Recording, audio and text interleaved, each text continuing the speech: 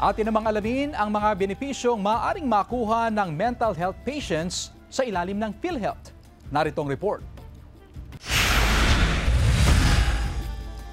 Hindi mapigilang maluha ni Nanay Nora. Hindi niya tunay na pangalan dahil sa kasalukuyang kondisyon ng kanyang nag-iisang anak. Mula raw noong umuwi galing sa ibang bansa kung saan nagtrabaho bilang OFW, nag-iba ang kanyang kilos hanggang sa mapilitan silang dalhin at ipasuri sa ospital. Malaking bagay raw sa kanila nang mabalita ang sagot na ng PhilHealth ang kanilang gastusin sa pagpapagamot. Yung asawa ko naman na stroke, wala rin trabaho.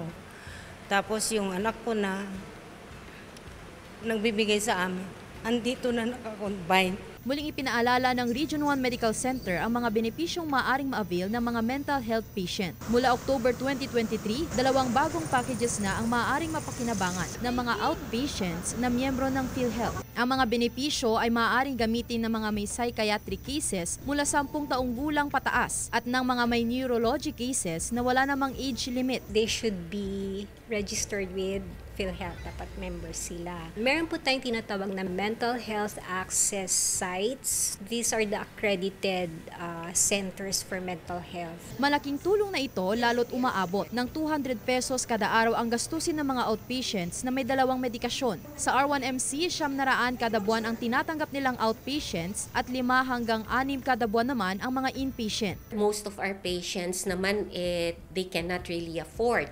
And so, kung sila pa ang magbabayad ng mga laboratories nila, hindi ba ibibili na lang nila ng pangkain nila yan? Layunin ng programa na tiyaking nabibigyan ng sapat na serbisyong medikal ang mga taong may karamdaman sa pag-iisip. Kasama si Daryl Peralta, Sandy Salvacio, One North, Central Luzon.